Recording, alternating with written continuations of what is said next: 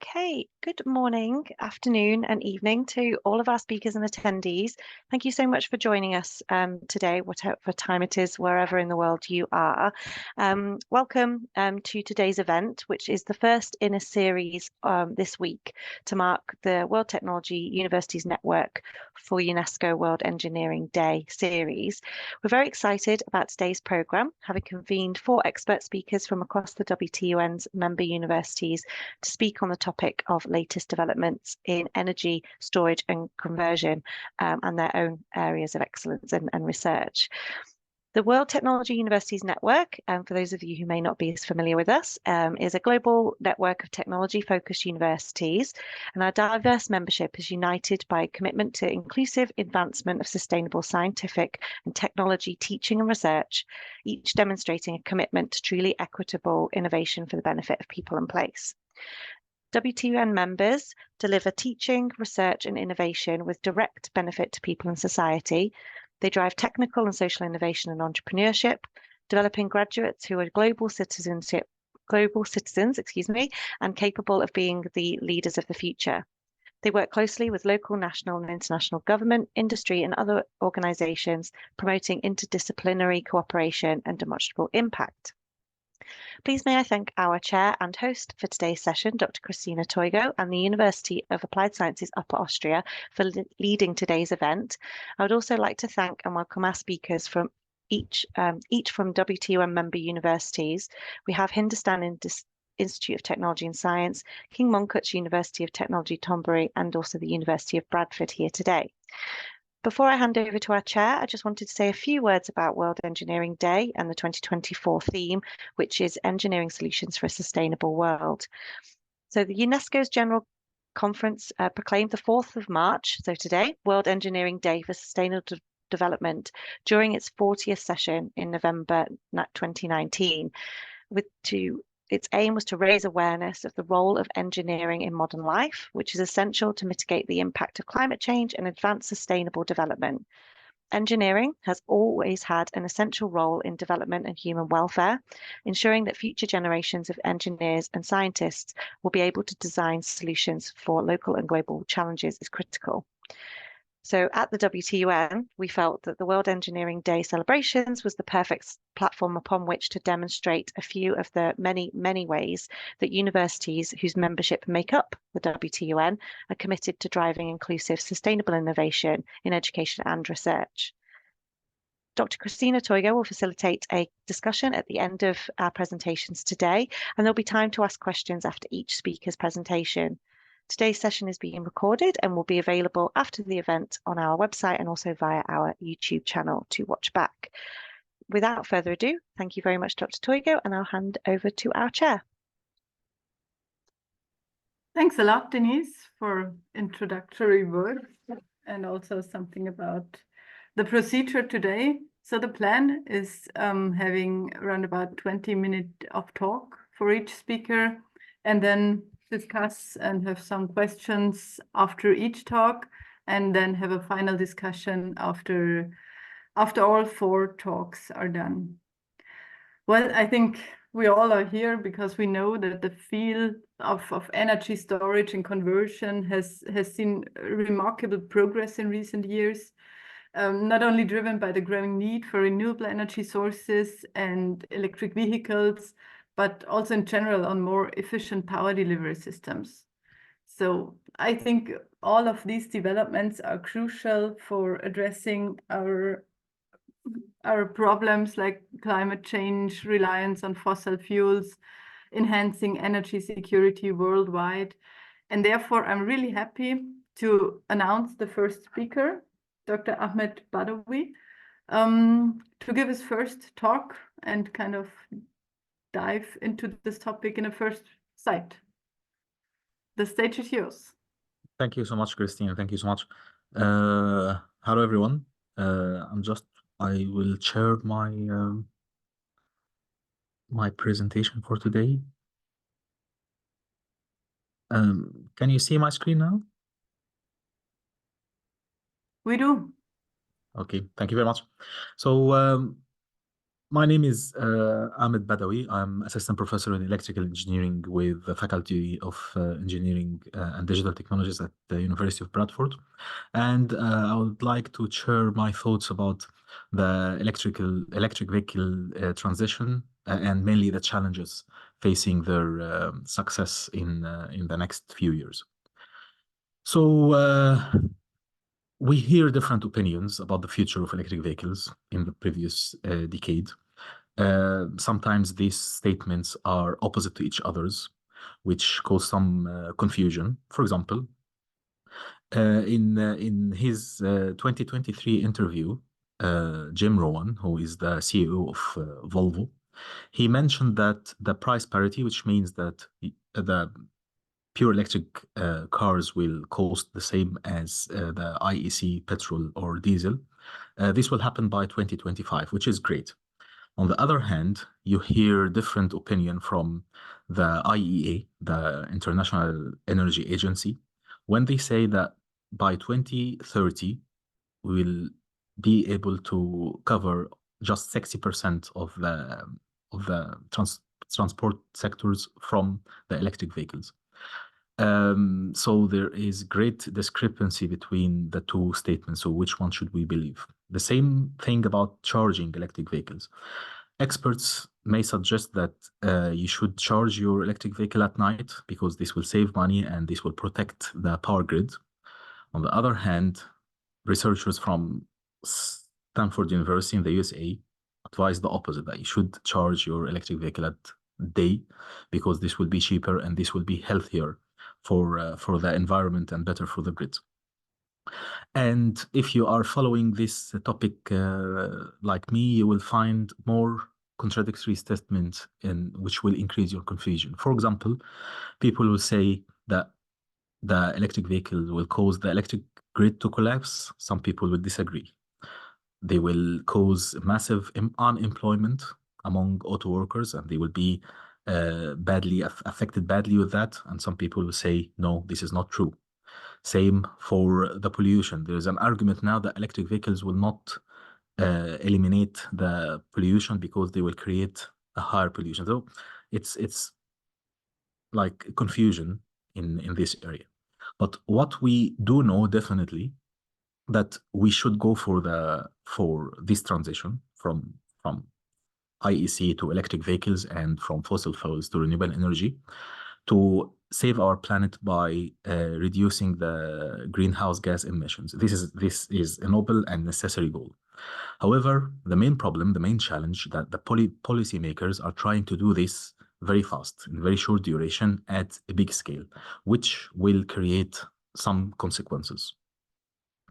So yeah, it's a noble goal, but we have to bear in mind that moving from internal combustion engine to electric vehicles means that the car companies will need to do two main functions. They need to manufacture millions of electric vehicles per day, and at the same time, they should support the owners from charging to repair, which is not an easy job at all. Take the United States of America as an example. They sold 7.8% of the new light-duty cars, 66,000 BEVs, battery electric vehicles, and 14,000 as plug-in hybrid vehicles. In parallel, they sold 1 million new IEC car. So you can see the difference between the two numbers. Transition to electric vehicles at scale will cause a lot of threats to people's beliefs, way of lives, even if the technological change itself is hard, but the social change need to be considered in a better way. Of course, it's a crucial goal for our planet to reduce the greenhouse gas emission and save it by reducing the global temperature.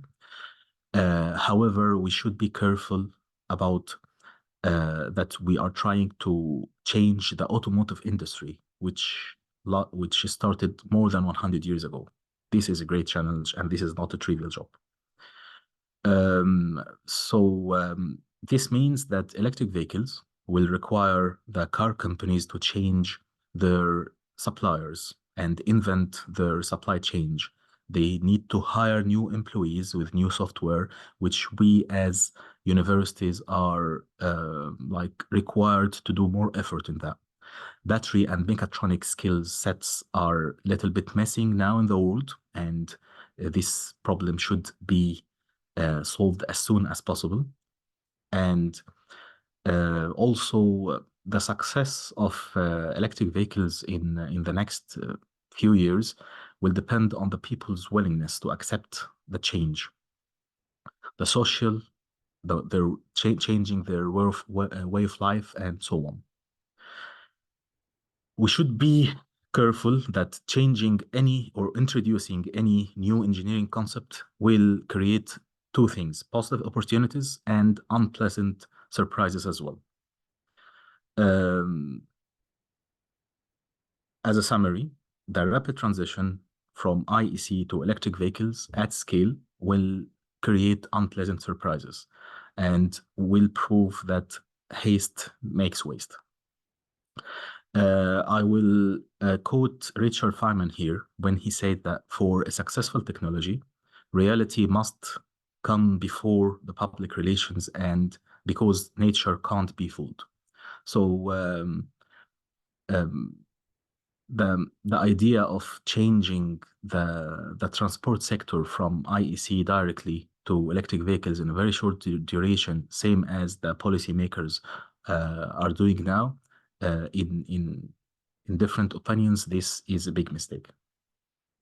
The difference between the electric vehicles and the conventional ICE cars comes mainly in the structure. So here I'm comparing between two cars from Ford XL F150, which is internal combustion engine, and its electric version, which is Ford Lightning Pro. From outside, it's very hard to tell what's the difference between them. But inside, you can see that the electric version will have dual electric motors, one at each axle, and it has a big battery, 98 kilowatt hour standard battery, which is a huge battery. And also it has a lot of software codes, which are responsible for example, to identify the close public charging stations and tell the driver when to recharge. Of course, this is very important for electric vehicles. Also, the same software will do a lot of different functions, like communicate with other owners with the same type. They will get some data and feed it back to Ford to capture the data and improve the code online and so on. However, this is completely different to the conventional IC cars in terms of the way of operation. So, and also this will create a lot of problems to the consumers if there is a threat from these codes. In his interview, Jim Farley, who is the CEO of Ford, he mentioned that he is very worried about the software bugs in the Lightning version or other Ford electric versions. He also mentioned that incorrect settings in the Lightning's tire pressure can require a software fix, which will take few weeks. Again, this is very different to the conventional ICE cars. Also, some new Ford Mustang versions had a problem in the powertrain control, and they needed to be recalled to change the software. So the software and the cybersecurity here became a real problem, which is completely missing or absent in the conventional cars. That's why this will create some challenges facing the success of electric vehicle transition. John King from University of Michigan, he advised that Ford and of course other automakers will need to put more effort and need to convince tens of millions of owners or customers to switch to EVs, just to make sure that they understand all the consequences of this transition. He said also that automakers shouldn't act like the EVs are 100% interchangeable with ICE counterparts, and this is not true.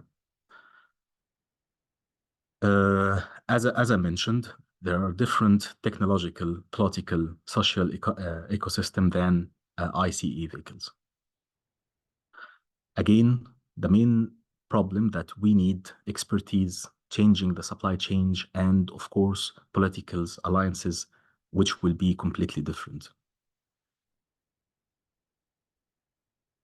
The main issue here that getting that wrong, which is a probability now, will result in negative environmental impact. So you are trying to solve the environment by switching from ICE to electric vehicles, but because you are doing that very fast, you're doing it like not the right way, it might result to the opposite impact. He suggests that the problem here that everyone is thinking in separately in islands, and this should stop, and people should think in a holistic approach.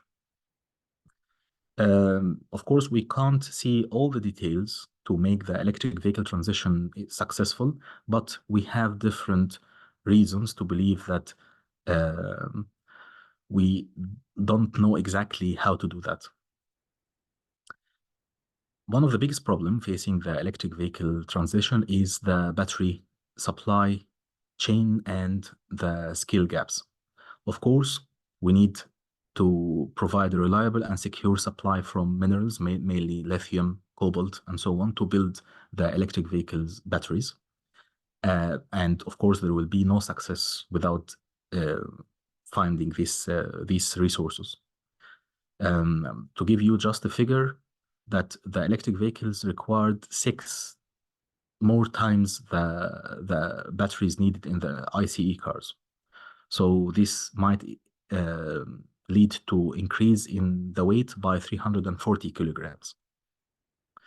The CFO of Volkswagen mentioned that ramping or increasing the battery supply chain is the biggest challenging topic that facing all the automakers. For example, America will need 8 million EV batteries annually by 2030 if they want to make the target of all new vehicle sales is met by 2030. Of course, this is a huge number to save. The executive director of IEE, Fatah Birul, he mentioned that there is a great mismatch between what do we need in terms of electric vehicles batteries and what we have in terms of their resources.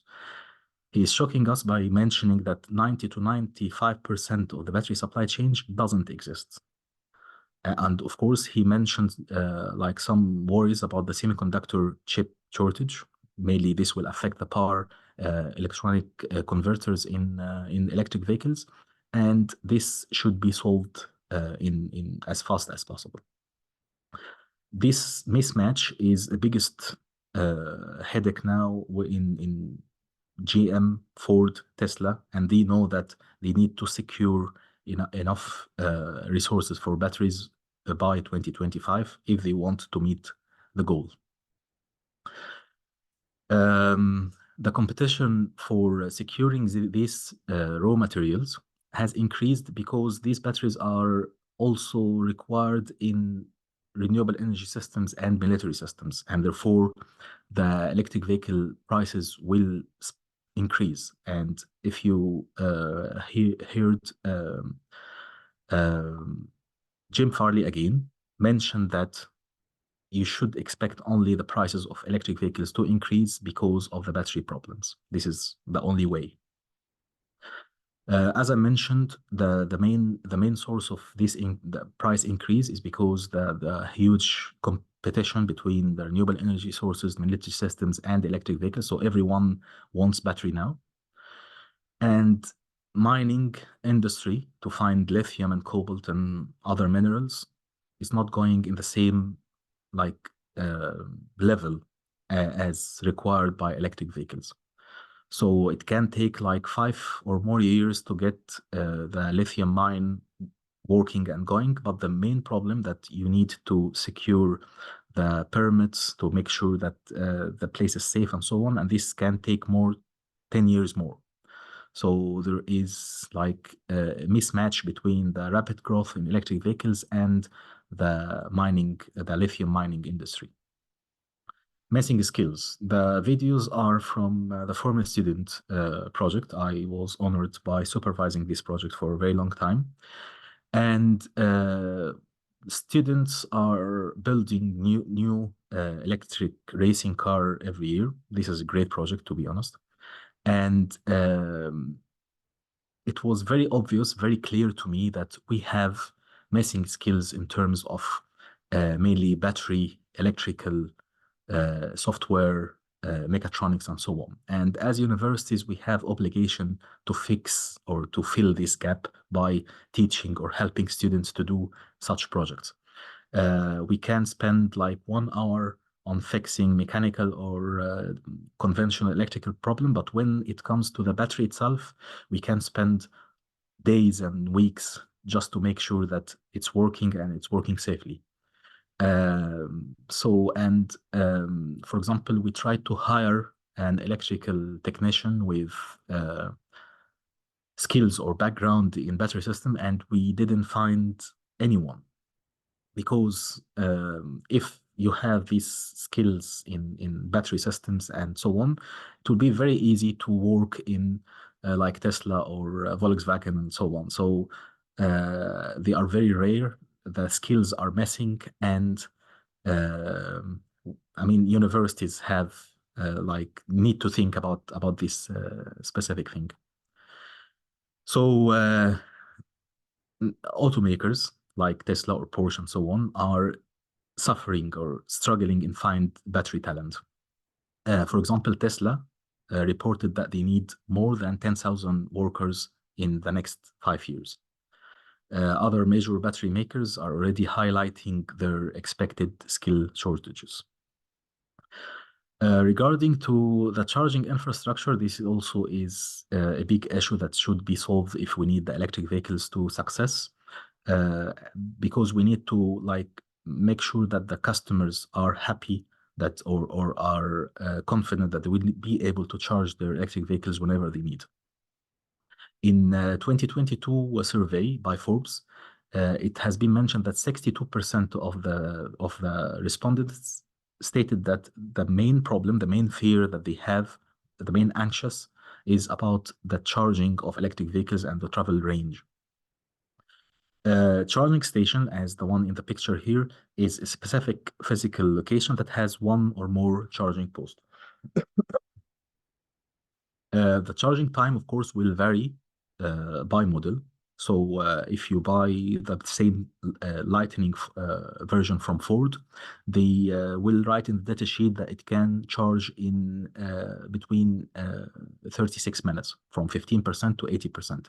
But this is true if you have 150 kilowatt DC fast charger. The same for the Ioniq 5 EV. Hyundai claims that it can charge in 18 minutes, but again, this is if you have 350 kilowatt DC charger. However, finding this high power charging port is not easy. For example, more than half of the DC fast charger available in the UK, they are rated at only 50 kilowatt or maybe less. So again, this is another challenge that needs to be fixed if we need the electric vehicle transition to happen easily.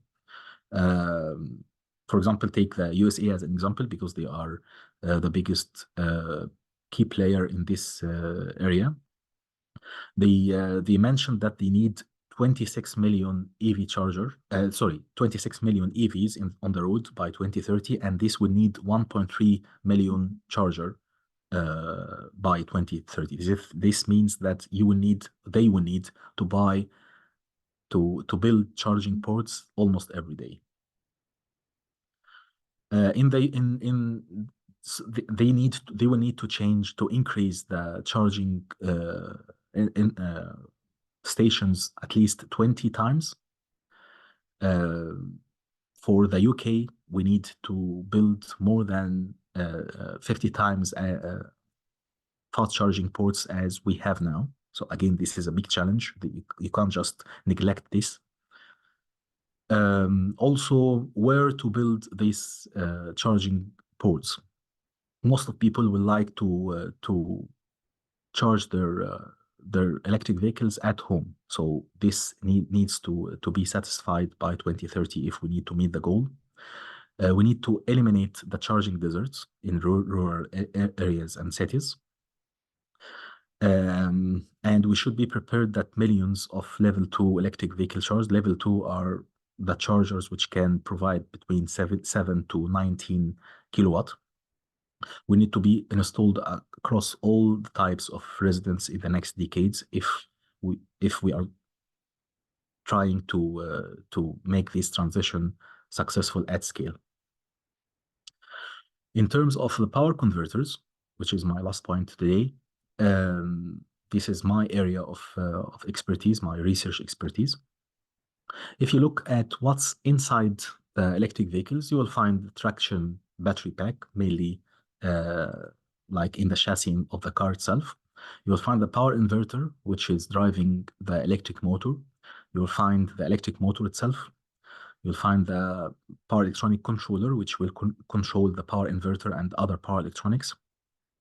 The small battery, which is responsible for lighting and software control and so on.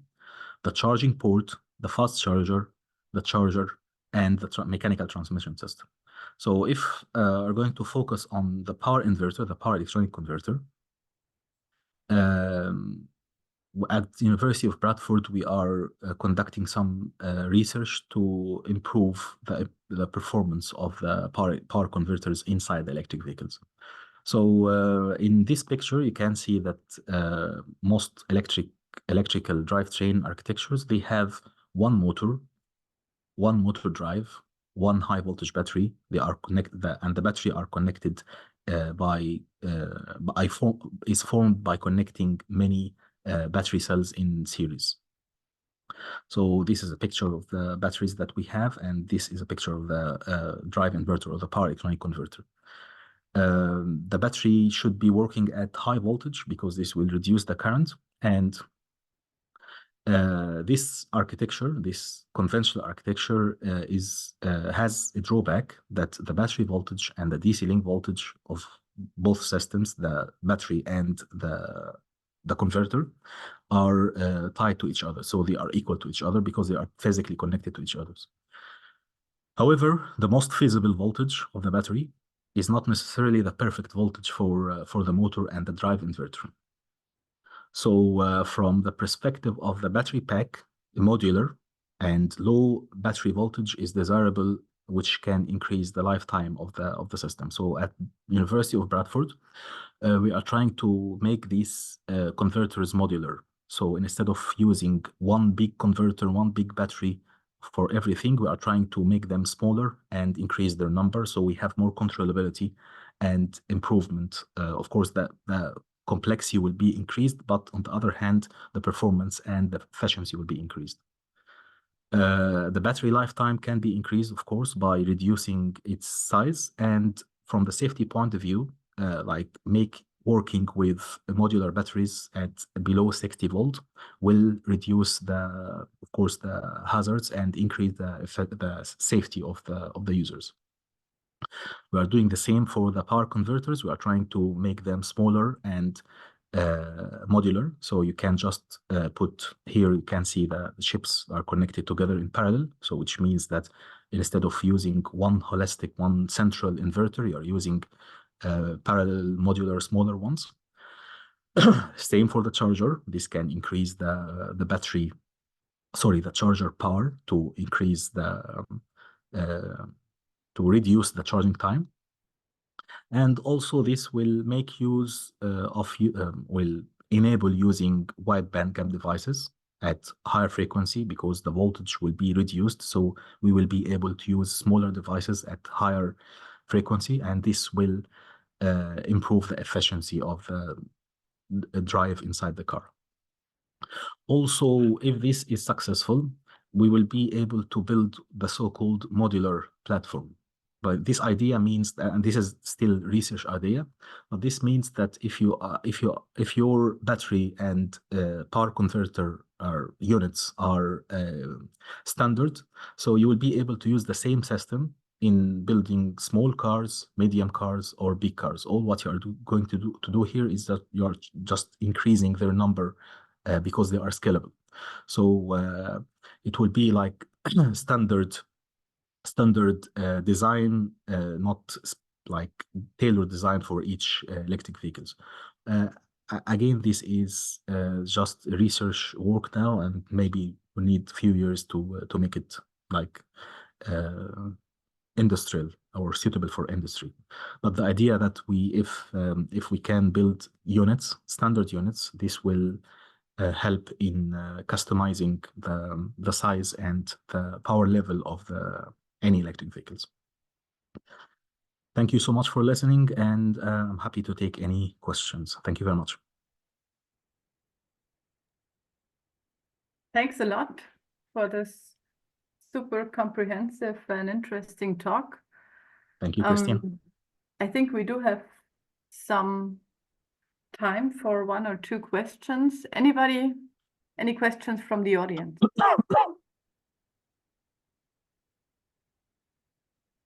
Maybe at the end.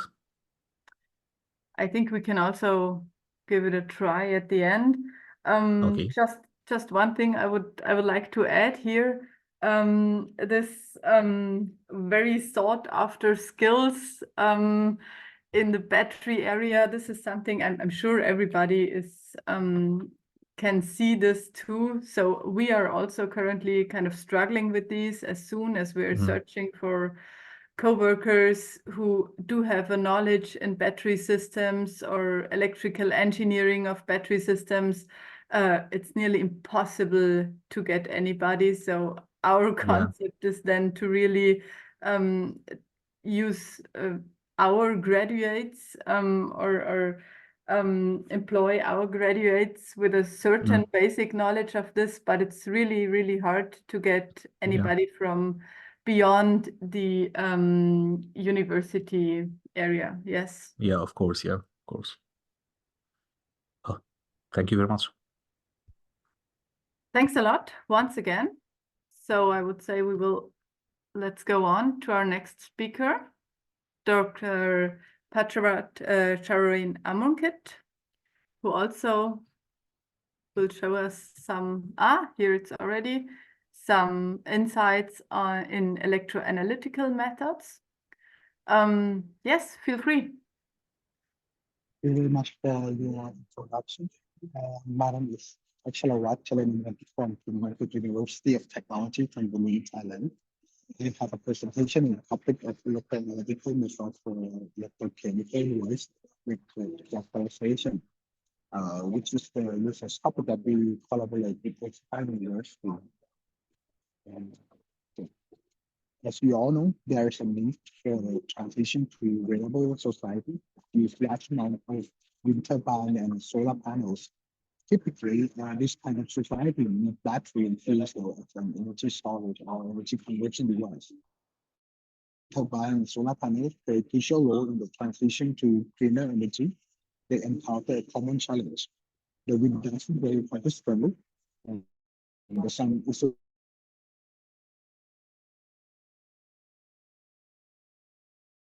overshine, making their generator use during period of low or no generation.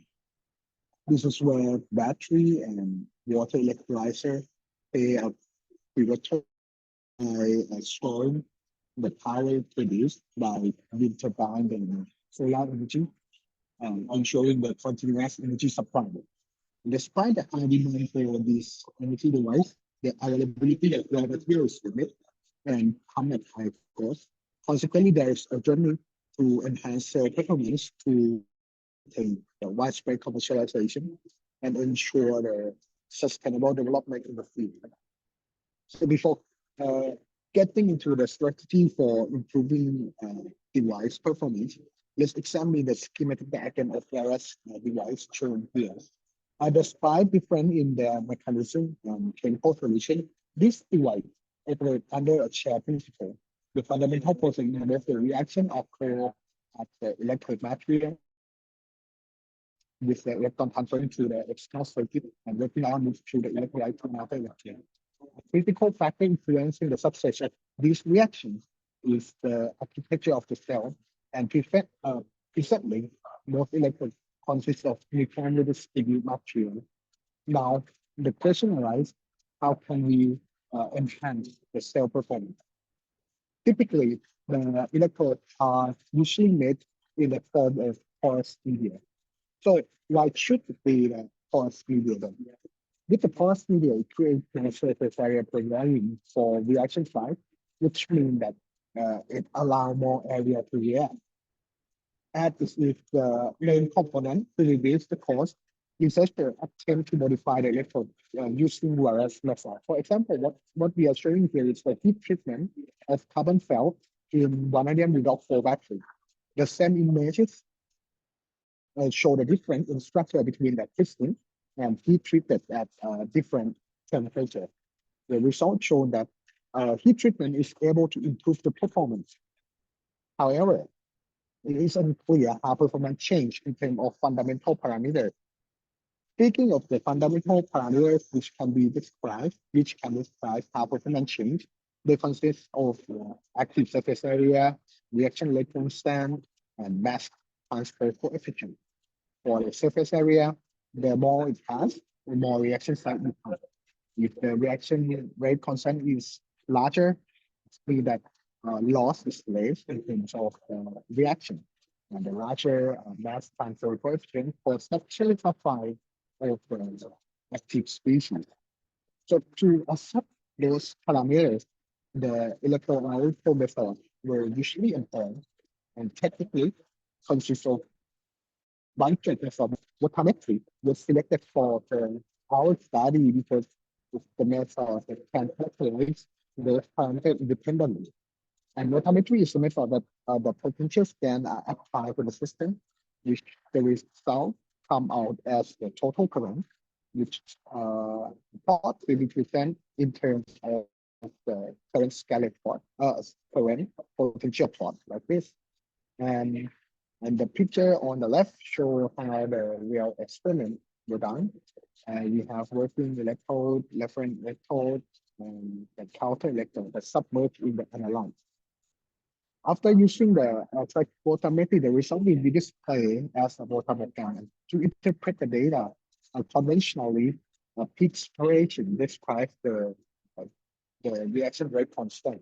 And as you can see, in the red line, it has a smaller peak separation, which means faster reaction rate. On the other hand, the black line shows the larger peak separation, which indicates the lower reaction rate constant. Meanwhile, the peak current describes the surface area for the reaction. With a larger peak current, it indicates that there is a larger surface area. However, the smaller peak current represents the smaller reaction, smaller surface area. With the approach mentioned earlier, it was derived based on the experiment of photometry with the Prana electrode. Unfortunately, such an interpretation cannot be used in CV response of a porous electrode. Please have a look on this here study. On the left side, the figure shows the comparison between the Prana electrode on the orange line and the porous electrode on the blue and green line. So does it mean that the porous electrode possesses a faster reaction kinetics? The answer right here is no. Friedel and Steaming, they utilize a simple Prana electrode model to show how the peak separation can change without the change in the reaction rate constant on the picture that we show here on the right. So to wrap it up, the conventional approach derived from Prana electrode is unable to apply for the porous electrode. But to characterize the porous electrode using spectrophotometry, it is still a challenging problem since the porous electrodes are complicated. And to solve the problem, researchers employ a post-care modeling to address the influence of the electrostructure, often requiring specific model tailored to different electrogeometry. Instead of using the same approach, we opt for the macro scale modeling as follows.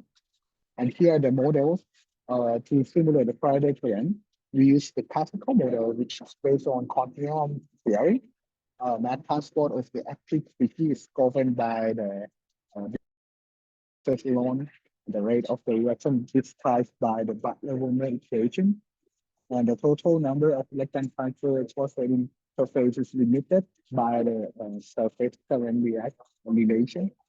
And the model was well validated in our field study. For a non-Faraday current, we assume the CPE to describe the behavior of the double layer. We use the Laplace transformation to solve the time for the time domain response of the CPE, and we describe it, to obtain the approximate solution. And this approximate solution allows the actual applied potential to be any function of time. And this non-Faraday model was validated with the experimental data. And you can find more details in this paper. To obtain the total current, the modified random circuit in which the additional resistance connected is series with the double layer is a string. And this model is again well validated in our field as well. This work that I mentioned was published and explained in details in this paper. So you can find more details how electrostructure affects the response right here. Besides those applications, we also have focus on switch capacitor. This is because battery generally poses a low power density and safety issue. One of the promising technology to tackle such problem is switch capacitor. Capacitor are energy storage by the mechanism of electrostatic charge absorption. Compared to the battery, a switch capacitor have higher power density, higher recharging rate, and more cycle life. However, they have low energy density. Therefore, they still need to be improved for widespread commercialization. The ongoing exploration of material with enhanced capability, optimal architecture remains the key pathway toward the development and breakthrough of the future energy storage technology. On the right here, the example of the styrene that employ topology optimization to determine the optimal structure of the porous electrode that are ongoing trend at the moment. We review to the previous study, we see that those studies usually use circuit geometry to assess such modifications so that we can understand fundamentally how we improve the performance of the electrode. And there are two conventional methods for investigating charge storage mechanism in switch capacitor from CV analysis. First is the charge circuit method, and second one is a Dunn method. So the Patcharawat method actually divide the total capacitance to type, which is called diffusion control and surface control. And on the other hand, Dunn method proposed that the total current is the sum of the surface control current and the diffusion current. So let me show you how those analytical approach contain some issues. For example, in this previous study, the author quantitatively calculated the charge storage mechanism of the capacitor using this traditional method. However, as illustrated in this table, the result from this calculation significantly differ. Therefore, this problem poses a challenge in precisely identifying charge storage mechanism and hinder the communication when comparing them with other works. In our recent study, we show that this difference is caused by the nature of the analytical method, and utilizing conventional method without care can lead to the misinterpretation of the CV data. On the other hand, we also investigate the effects of the different input waveform and analytical method on capacitance measurement in the spectrocapacitor application. The result revealed that the difference in capacitance often found in the literature can be attributed to the potential waveform we apply to the system. And as a solution, we propose an alternative approach to estimate the capacitance of the CPU using the sinusoidal potential scan in watermetric study. And the results shown that this approach can redefine the measured capacitance when analyzed by the different approach.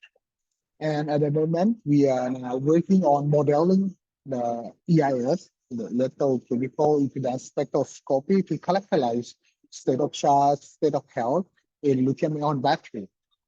So this is the conclusion. The performance of the electrochemical device has been successfully improved by RISE approach, but the research is proceeding without knowing the modification improves performance fundamentally.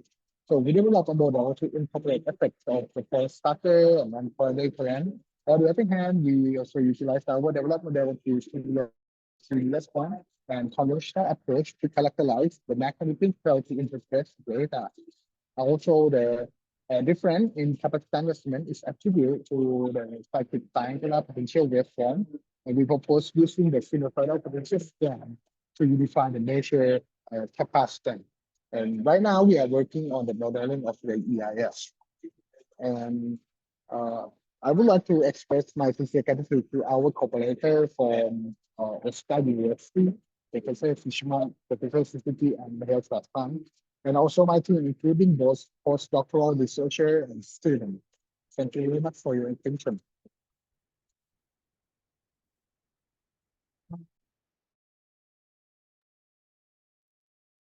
Thank you very much. I think within your talk, everybody kind of learned a little bit more about electroanalytical chemistry. I was just wondering, in one of your last slides, you talked about unification of measurements, I think for the sake of better comparability. Yes, I think one after. Is this something you plan to do on your own, or you would suggest every researcher to do it in this way? I would say that I would like to suggest everybody to utilize it. Yes. So that we Just to make can it easier to compare results right. with each other. Exactly. Yes. Well, would be super great. Very often you just come across results and it's really hard to compare them with yours, or yeah, I think that's a huge problem to address. Yeah, exactly. Any further questions? I just saw Denise asks everybody to also ask your question within the chat.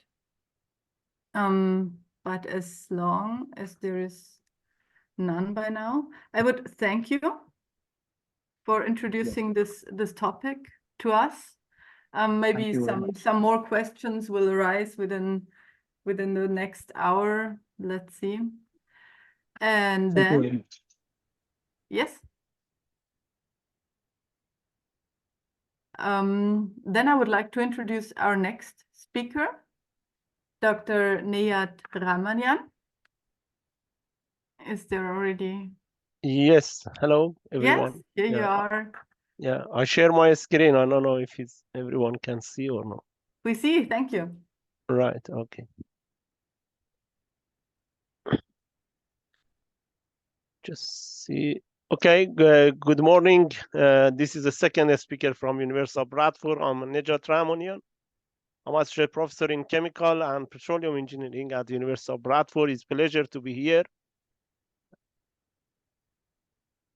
This is the title of my talk is Chemical and Petroleum Engineering Solution, but what I am trying to explain today and present is my recent and ongoing research on this area. So, and then because it's we announced it's public, it was a little bit challenging for me what to say and in terms of the content. So I tried to be not too much technical, but I couldn't, you know, so still, you know, there is some of the information you may know already. I apologize for that if it's okay. So this is a chemical climate change. All of us now is facing the planet is some of the, you know, the blame is in petroleum, but what I'm going to say here is petroleum engineering has solution as well as chemical engineering. So that's my talk is in the two parts. Part one is on the carbon transportation, CO2 transportation and storage, and the second part is on CO2 utilization and conversion, and then going to the conclusion. So climate change, by definition, is an identifiable change in the climate of the planet with a long extended period of time. Sometimes this is interchangeably used with pollution, and someone, you know, short-sighting, they say, you know, this year was very cold, there is no change, there is no global warming. And, you know, especially those politicals and, you know, those decision makers, sometimes they withdraw from the Paris Agreement, someone join, and is the highest level is confusion. Because of the word, the pollution, we look at the short period of time. When we say climate change, you look at the, you know, the century and the changes. And this is mainly due to the human activities and of course the world population, which some estimation shows that it's reached to 2000, double, almost 60 billion by 2100, and by 10 billion in 2050. And the thing is, it's not quantity increasing, the quality of the life has been increased.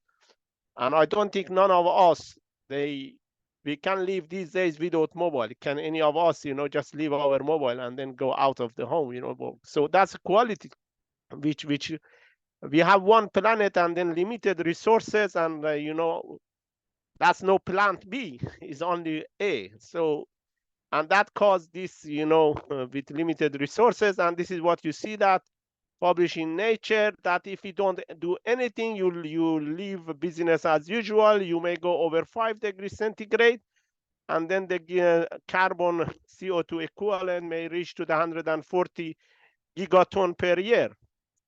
But all the effort is just now the Paris Agreement to come to 1.5 degrees C.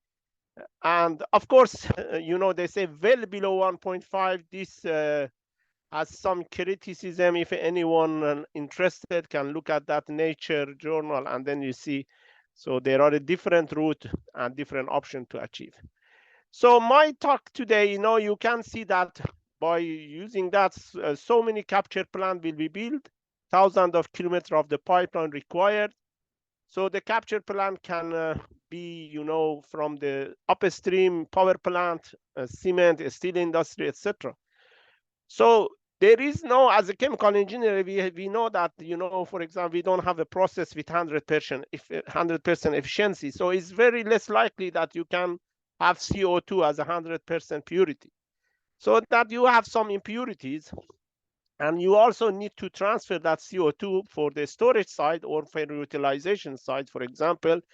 But this impurity, someone is a favor of the one process, for example, in transportation, but that's doing the reverse if it go for a storage. So this is a puzzle.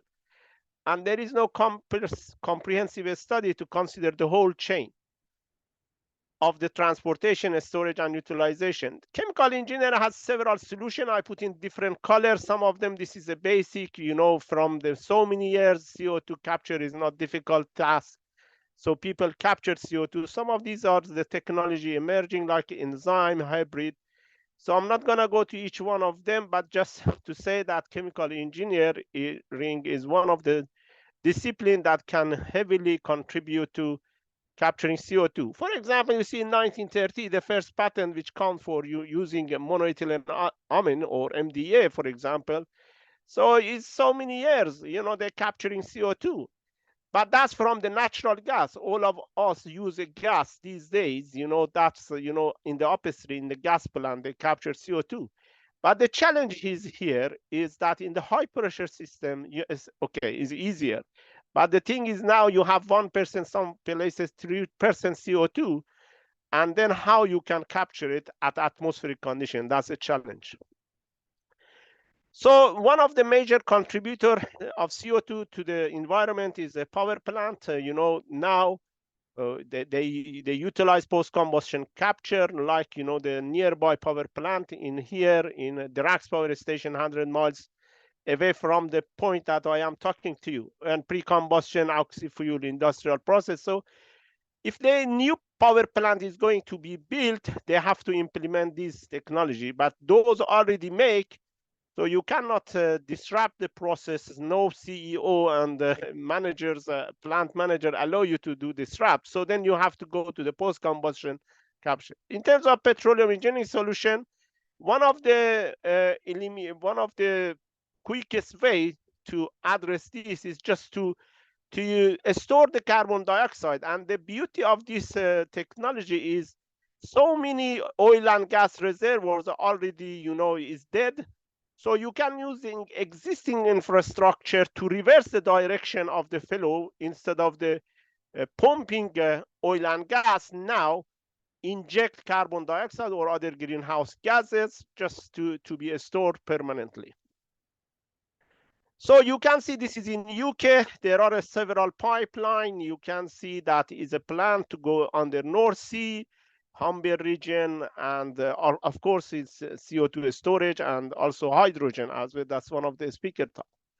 So the aim is to find a robust standard for CO2 pipeline similar to what it is for the gas pipeline, and then investigate effect of these impurities on the pipeline performance. So these are the greenhouse gases which are responsible for global warming. And of course, CO2, why focus is in CO2? Because 80% of those pollutants is carbon dioxide. And all of us know that if we solve a problem, 80% almost done. We know the rule, 80-20 rule, for example. And I'm sometimes say in my class, 80% of problem is only 20% of a student like that. Yeah. So this is the CO2 transportation, that study we did a simulation to software we compare. And this is the different technology that I talked to you, pre-combustion, post-combustion. Sometimes you can see 75% you have CO2 and the rest is the other gases. I look at the pressure drop or say energy loss in the pipeline and the three different scenarios, uphill and downhill. If it's downhill, you gain the pressure as compared to the baseline, which is CO2 pure. So you got the pressure drop, 6% higher or 7%, depends on the impurities. Pressure drop is one issue. Another thing is in the transportation of the pipeline is the hydrate. Hydrate is the solid ice crystal, which CO2 can convert to the solid. And you see, this is the hydrate cave pressure temperature. This is a pure CO2 is in -50 to -20 is going to be solidified at a certain pressure of the pipeline. But if you have some impurities, so it can shift to the right, which is not good news, isn't it? So, and this is the, the one of the cases which happens, of course, for natural gas. That was not for CO2. And then imagine if some pipeline comes like this, you can see the one country can go to the blackout, isn't it? For example, the gas coming to UK, if it's solidified, so there is no gas UK, for example. Another one is looking the CO2 storage. So I'm trying to understand effect of salinity, pressure, and temperature of the reservoir. That's a petroleum engineering solution. So again, this is simulation we did with Eclipse software. This is the well. We inject CO2 and other impurities in different layers. Of course, this is simulation, needs some assumption. The well was 1,411 meters. And this is at the point of the injection. You can see this is a well. We inject the CO2. Then this is a CO2 plumb is distributed. And this is after 10 years. And of course, if it's gonna to permanently, I see simulation even over 100 years. And that's a gas density and water density of the reservoir, which changing by injecting CO2. This is the case we done in the Cameroon, basin. Effect of salinity, what we found, if you have this reservoir with low salinity, you can store CO2 111% more than the reservoir with high salinity. Effect of reservoir temperature, that we found high temperature is a better and good news. You can store more CO2. Effect of pressure of the reservoir, we found that low pressure is better, and then you can store more. And of course, this is impurity that I talked to you, hydrogen, methane, the rest. This is something we are going to understand. Once we inject the hydrogen, we found a more storage capacity, which is 160,000 for one reservoir cubic meter. And this is something now is a PhD project, which is ongoing to understand the reason. So to conclude this first part, in horizontal pipeline, nitrogen was a bad news because high pressure drop, and water vapor had the least impact. Hydrogen contaminant has a positive, but higher concentration of salt was bad. So a storage condition, of course, is very important, pressure and temperature. The second part of my talk is in utilization.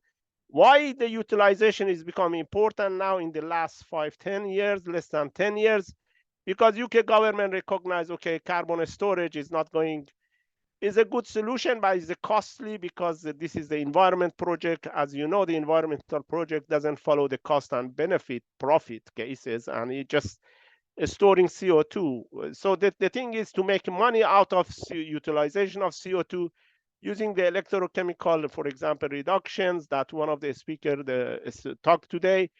So what I am working on this is just to see how we can utilize CO2 to different product, high value product like methane, ethane, formic acid, etc. So this project is ongoing with collaboration with University of Qatar and the Shell company. This is GTL plant. There are 2 gas to liquid in Qatar. There is a huge amount of the water. Water is another issue. We're trying to understand and solve 2 things: water issue and carbon dioxide, which also in the state of the Qatar, this is the government, plan to reduce CO2. The concept is just to bring the water as an electrolyte and then inject the CO2, and then you see which kind of the product we can achieve. So CO2, unfortunately, is a stable molecule, and you cannot break that bond without a catalyst. So we did try different catalysts here, copper oxide and tin oxide, different ratio, and then put this on the electrolyte, and then characterize the catalyst and different concentration of the electrolyte, the potassium bicarbonate and potassium sulfate. And the thing is, this roadmap that we have done now is now last 3rd year. We have a good news here. We know what is the reaction time, 3 to 4 hours. What is the ratio of the catalyst we need to combine, which kind of electrolyte and which kind of voltage we have. So to find what product is produced, we use calculate the Faraday efficiency to see Faraday efficiency is as an indication of the desired product. For example, we found formic acid, which is a good concentration, is about 1,200, is a good news. We found it, and there are different acidic and alkaline system.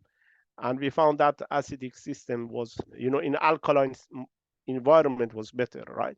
So there is this research is ongoing. We found another peaks, is we think this is oxalate. We are trying to continue. So in electrochemical reduction is a complex process. Several reactions compete each other. It is easy to say. I like to have, for example, formic acid, which is high value product using in cosmetic industry, etc., etc. But among so many reactions, to find that only, for example, formic acid or another, so that is controlling the process is difficult. So many reactions compete. And this is in laboratory scale. So what we are planning, this is just to conclude, we are going to scale up this to the pilot or commercial scale. So far, we were successful to produce formic acid in this concentration, about 1,200 milligram per liter, maximum Faraday efficiency 30%. We know which catalyst we need to use, you know, the copper oxide and tin oxide. And the next step is to find, you know, where place this pilot scale in the GTL plan. So last not least, I'd like to acknowledge my team, researchers, you know, collaborator inside and outside United Kingdom. And this is a couple of references out of this work, which is in here. If anyone is interested, I'm more than happy to have a separate meeting with any of you and to go. And I'd like to thank you all, and also thank World Technology University Network, and Dennis, is all of you, the chair, for giving me an opportunity. I'm in LinkedIn, and this is my email and telephone number. Thank you very much. Thanks a lot. Having another view on this topic. As by now I do not see any questions from the audience, I would just, you mentioned in the very end that you plan to further scale this technology. Where do you see the most critical factors for the scaling process? For this scale up now, the challenge is which reaction we are trying to find, which product we can maximize, and then of course, you know, scaling up then the energy, because we say this is a renewable, so we would like not to use the normal grid. We would like to use like off grid, you know, maybe solar panel. Yeah. So because then again, there are gonna questions that you are converting CO2 to others, then you polluted, you know, is so that's always the issue. Yeah. So that's the, you know, that's no challenge. So let's see how is it still 2 years and this project is left. Okay. Thank you. Ambitious goals. Yeah. Cheers. Thank you. Thanks a lot. Yeah, thank you. So I think we can go on with our last speaker, Professor Indrajit. Yeah. Here you are. Yeah, good afternoon. Good afternoon, good morning, whichever time it is. Yeah, and now here is 4:40 p.m. Okay. Here it's noontime. Wonderful. One hydrogen topic also. So feel free to answer how we can go on with green hydrogen. Yeah, can I start now? Yes, please. Yeah. Good afternoon or good morning, everyone. I think this is a nice opportunity for me to share our research regarding green hydrogen in this platform. And first of all, I thanks WTUN for making this kind of initiative towards the sustainable energy research, and particular this day. And my topic is harnessing sustainable green hydrogen, exploring material for electrochemical water splitting. I am from Hindustan Institute of Technology and Science, and last several years I am working in few area. One particular area is photocatalytic CO2 reduction, then photoelectrochemical CO2 reduction. Particularly, this kind of process is quite similar with the natural photosynthesis. Nature can do in presence of solar light, converting carbon dioxide and water into the glucose. Similar approach we are taking, we're using photocatalyst and converting CO2 to some kind of hydrocarbon. And another area in electrocatalysis, we develop some kind of electrocatalyst for hydrogen evolution reaction, particularly we say water splitting reaction. And another area we are working, that is for oxygen reduction reaction, that is useful in the fuel cell application. And apart from that, another area we are working, that is energy storage, particularly some kind of material we develop for lithium and battery as well as supercapacitor. But today I am focusing on the material for hydrogen evolution reaction, particularly for green hydrogen. Let's start. Particularly, we say that hydrogen, it's the some of the beauty of this is a lighter one, and basically hydrogen means it's a creator, basically gen, and water, basically hydro, is a combustion release only water. This is the major advantage why we are talking about hydrogen, why we are searching the production of hydrogen, and we think that alternative substitution as a fuel. And it has a lot of advantages like relative vapor density, auto ignition temperature compared to any other like natural gas, propane, and gasoline. It has a lot of advantage. And one major advantage is that energy density is much higher compared to even natural gas, petrol, and diesel. That means very small amount of quantity can burn and we can get high energy. And it has several area of application like power generation, synthetic fuel, hydrogen vehicles, ammonia industry for fertilizer, and metal reforming, as well as it can be applicable for heating purpose also. And why we are talking this hydrogen? One, for particularly everyone is talking that climate change, that basically all of you know the climate change. I will not repeat these things. And then fossil fuel consumption. We know that last several years we are working in this area, how to reduce that consumption of fossil fuel. We have to come up with some new solution or alternative fuel that way we can stop to burn fossil fuel. And that way only we can save our environment. And what could we do? Basically, we have to replace the fossil fuel. Then obviously hydrogen is one of the cleanest source on that regard, and more powerful and more energy efficient, and it compared to other energy source, almost zero emission. There is no carbon emission after burning hydrogen. It will give the water. And recently, lot of different color of hydrogen we can see. Particularly, hydrogen is a colorless, but we can talk last several years we talk about gray hydrogen, blue hydrogen, green, and other color.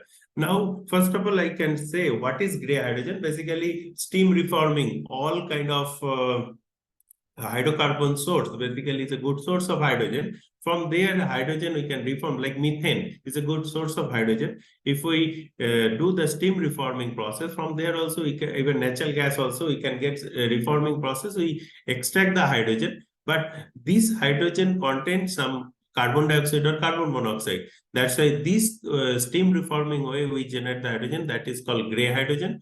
Blue hydrogen, like steam reforming process, we can generate the hydrogen, but after generating hydrogen, whatever the carbon content is coming, like carbon dioxide, carbon monoxide, that we capture and store separately. And that time, that hydrogen we say blue hydrogen.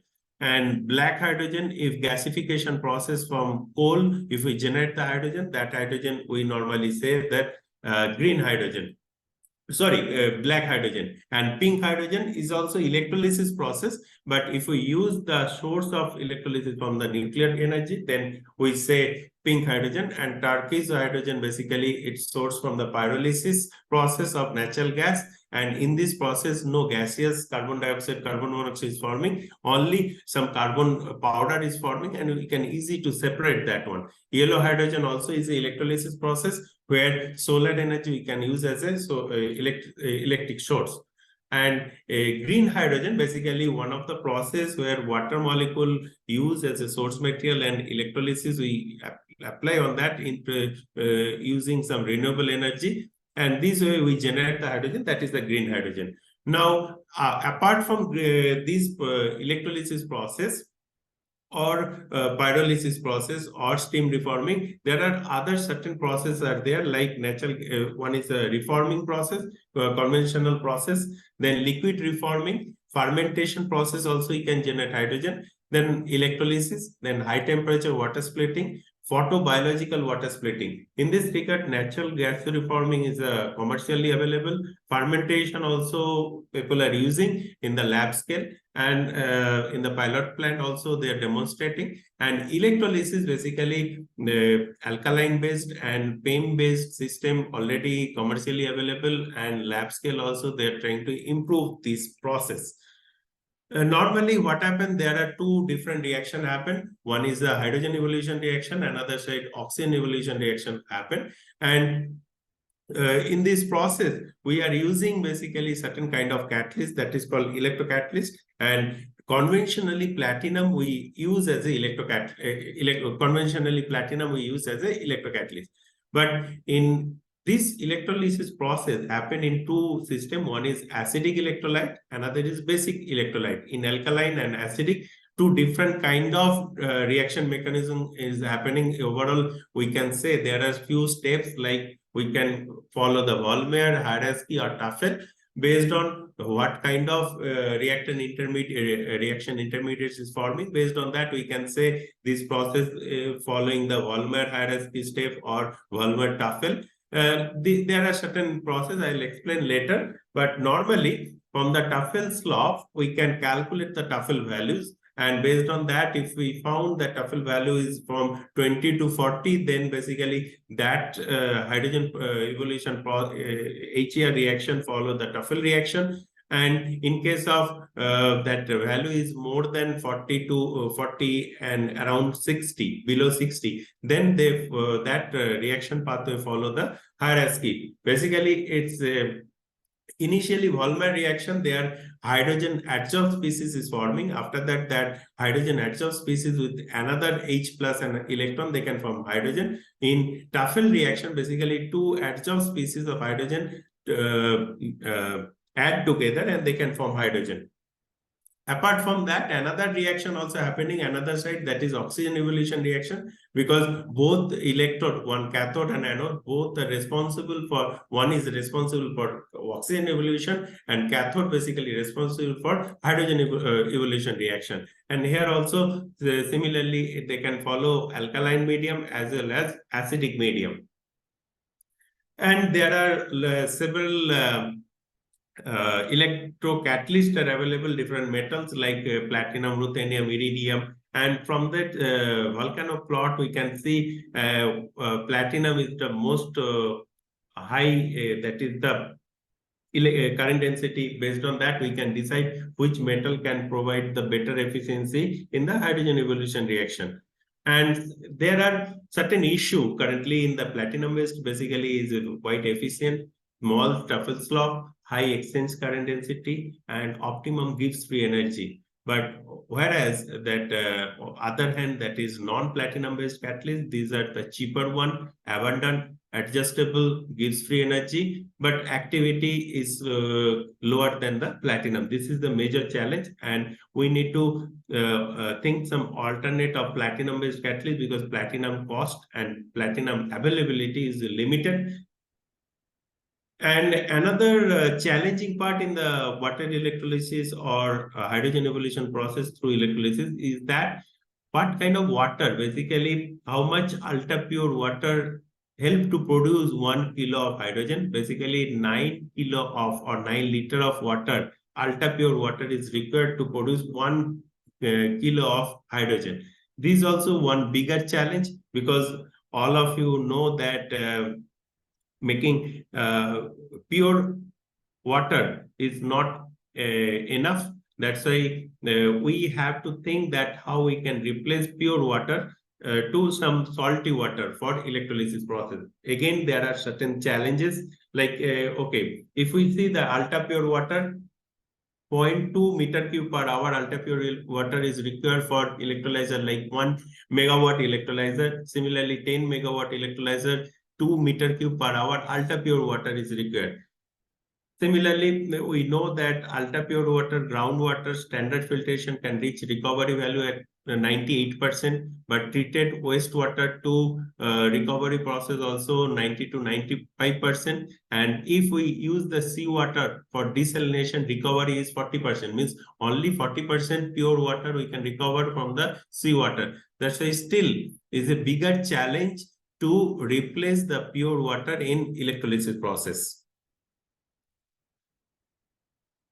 And that's why if we see the overall globe, that 97% is a saline water and only 3% is a fresh water. Now, this 3% fresh water we have to reserve for our survival purpose, then we have to focus the 97% saline water for hydrogen production purpose.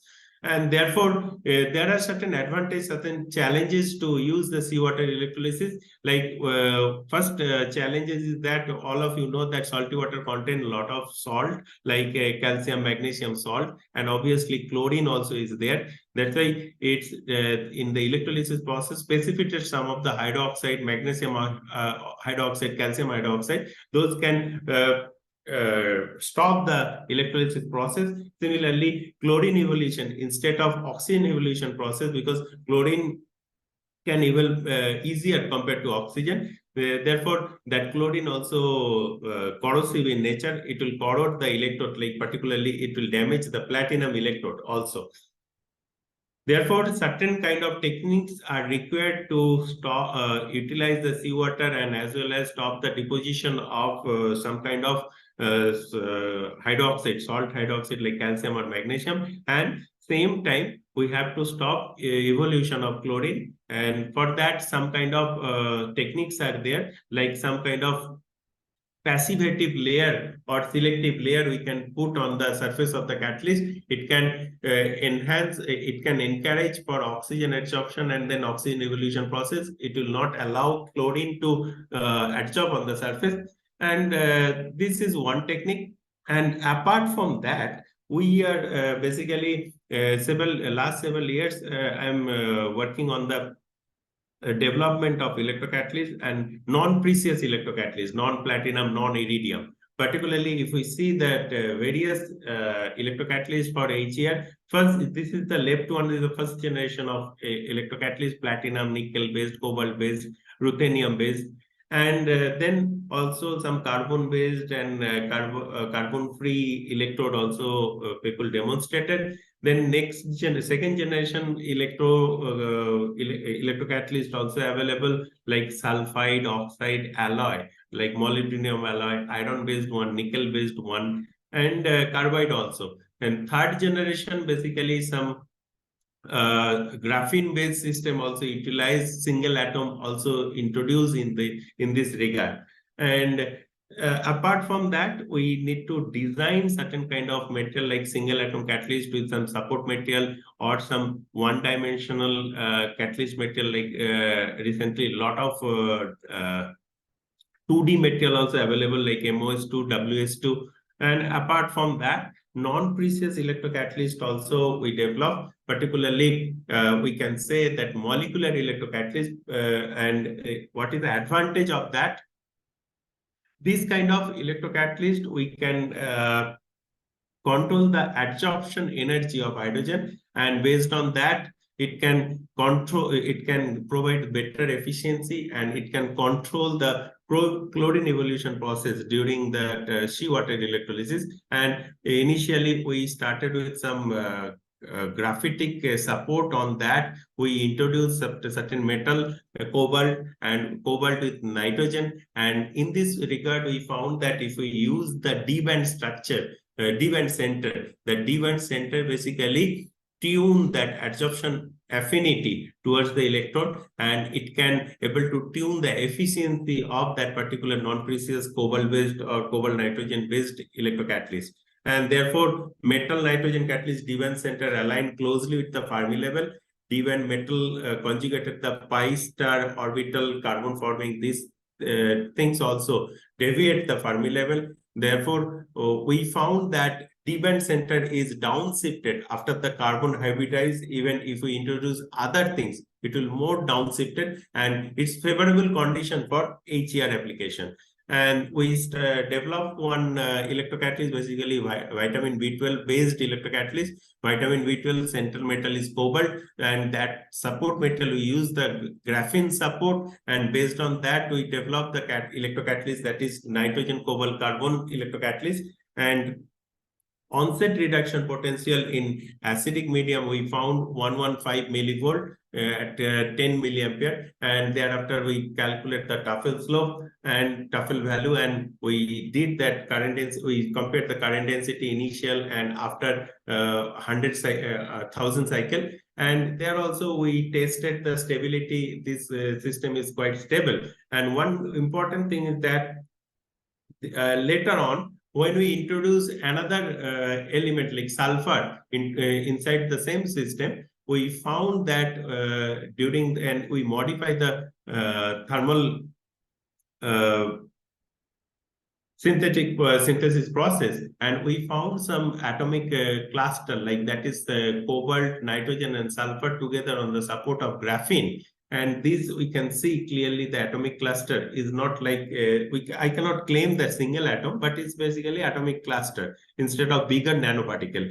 Then later on, we introduced for HER application in acidic medium as well as alkaline medium. We found is quite promising. This red color indicate that onset reduction potential, it's around 67.7, and in alkaline is 78.5, and black one is the commercial platinum. And later on, TOEFL slope values also coming is 56.3, and it's basically combination of hierarchy and TOEFL. And this is also quite comparable with the platinum. And stability is quite good. On both the cases, we found that this catalyst system is stable.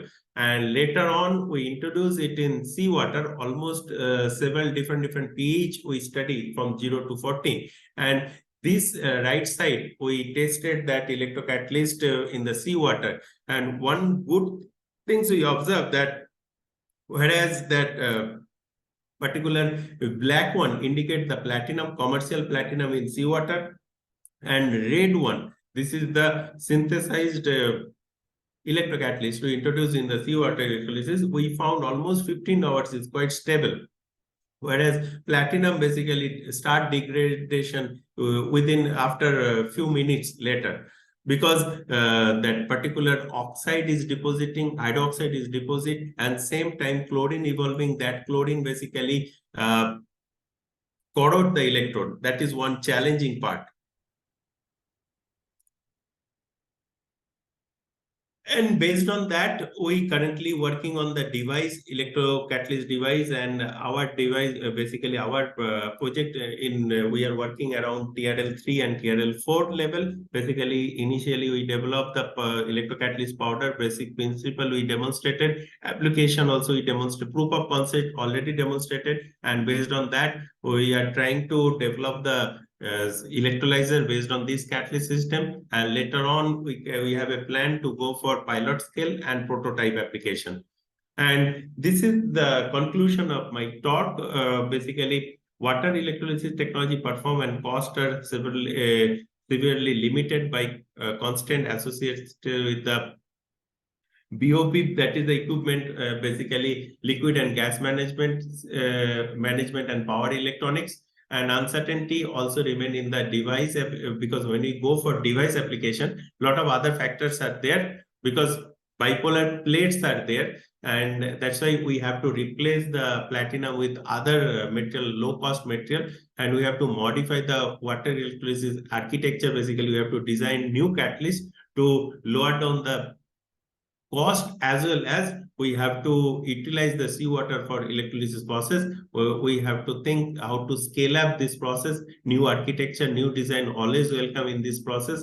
And we have to focus on the engineering aspect as well as the design aspect, how we can control better way that handle the seawater for electrolysis. And I have to thank my collaborator as well as the funding agency. Yeah, thank you. Thanks a lot. You covered a lot of interesting topics, from water quality to alternative catalysts, which is indeed a super hot topic at the moment. I was just wondering, you had, I think at page 25, you stated that you evaluated the stability of the catalyst. How did you perform this? Okay, basically, initially, we just make a seawater, basically different salt we added. And based on that, it's like stimulated seawater, basically. And later on, we collect seawater, real seawater, and we test it. Okay, a certain time span or Yeah, conversion almost rate? 10 hours, 10 hours we tested, and we found that within few hours, platinum catalyst basically start to degrade, but whereas these electrocatalysts sustain even up to 8 to 9 hours is sustained. Oh, very interesting. Okay.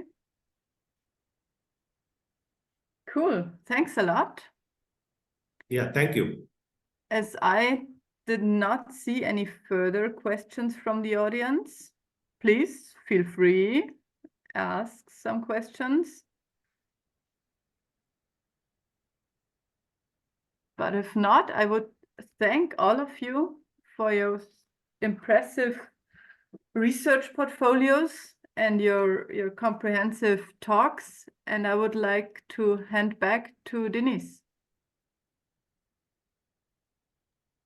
Thank you. Thank you very much. There is obviously still some time available should any of the speakers or the panelists have any questions for each other, or perhaps want to find out anything else.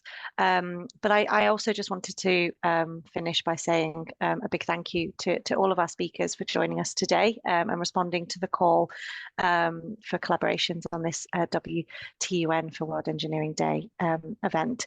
So just I'll wrap up my bit, and then we can stay live just in case you have any things you'd like to discuss. But I just wanted to say a big word of thanks to Dr. Christina Toigo for stepping forward on behalf of the University of Applied Sciences of Austria. It was Dr. Christina that suggested the topic today and also helped us convene our speakers. So thank you very much, Christina. Just a reminder, Christina is currently undertaking a professorship in hydrogen technology and energy storage systems at the University of Applied Sciences Upper Austria. So should any of you wish to keep in touch, you will find her there. And a big thanks to Dr. Ahmed Badawy, Assistant Professor in Electrical and Electronic Engineering at the University of Bradford, Dr. Patcharawat, Charoen-amornkitt from the Department of Mechanical Engineering at Mongkut's University Technology Thonburi in Thailand, Dr. Nejat Rahmanian, who is an Associate Professor and Program Leader of the Advanced MSc in Chemical and Petroleum Engineering at the School of Engineering at the University of Bradford. And our final speaker for today was Professor Indrajit, Professor from the Department of Chemistry at Hindustan Institute of Technology and Science based in Chennai in India. So I do have just a couple of words just to say about further promotion of activities that are taking place this week as part of the series events for World Engineering Day. So we will be joined by several speakers looking at advancing diversity and inclusion within engineering from more of our WTUN members tomorrow, including this will be hosted by Hindustan Institute of Technology and Science, and we are actually joined by their Vice Chancellor, who will be speaking about some of their projects in that area as well. So any of our attendees want to join that would be brilliant. And later in the week, we will also have a event looking at the WEHE nexus, so water, energy, health and environment nexus, delivered by the University of Bradford as well. So please do keep in touch with the WTUN and keep an eye out for further calls, because we do hope to convene expert speakers throughout the year wherever possible and make the most of the network as a whole.